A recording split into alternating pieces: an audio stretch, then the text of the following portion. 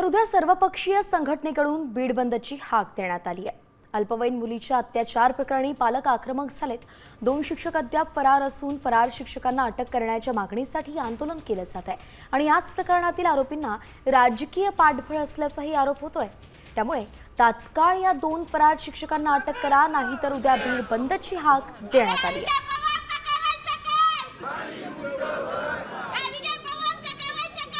Classes Uma किरण येथे 2 अल्पवयीन मुलींवरती लैंगिक छळ झाल्याची घटना घडली आणि त्याच्यानंतर बीडमध्ये पडसाद पाहायला मिळाले। उद्या बीड बंदची हाक दिलेली आहे। माझ्यासोबत घेतले काही नागरिक आहेत ज्यांनी आज पोलीस अधीक्षकांची भेट घेऊन निवेदन दिलेलं आहे। आम्ही ह्या 2 नराधमांच्या विरोधात हे जे मुलींवर छोट्या मुलींवर अत्याचार करतात, त्यांच्या क्लासेसच्या नावाखाली ह्यांचे जे नग्न व्हिडिओ काढले जातात, त्यांच्या नको त्या तिथे त्या शरीराला हात लावले जातात आणि ह्या मुली आपलं शिक्षण बंद होईल त्या भीतीने घरी पालकांना पण सांगत नाहीत, पण ह्या मुलीने डेअरिंग करून ती सांगितलेलं आहे आणि तिला पाठिंबा म्हणून आम्ही सर्व सामाजिक संघटनेतल्या लोकांनी आम्ही बीड बंद तर करणार आहोत।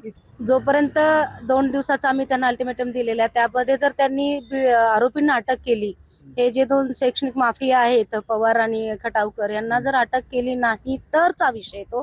आणि आतापर्यंत पोलीस प्रशासनाने तो गुन्हा दाखल केलाय कुठल्याही राजकीय दबावाला न बळी पडता, आणि त्यामुळेच आज आम्ही सर्व संघटना सर्व पक्षी एकत्र आलो।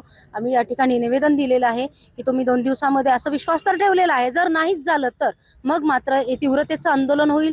मग ते पुढचं नियोजन आम्ही तसं त्या पद्धतीने करू, पण बीड जिल्हा बंदची हाक केलेली आहे। आज आम्ही सर्व धर्मीय सर्व पक्षीय सर्व संघटनेच्या वतीनं पोलीस अधीक्षकांची भेट घेऊन पोलीस प्रशासनाला एक अल्टिमेटम दिलाय की त्या दोन्ही नराधमांना जर अटक नाही झाली तर सोमवारी आम्ही बीड बंदची हाक दिलेली आहे। साम टीव्हीसाठी योगेश काशीद, बीड।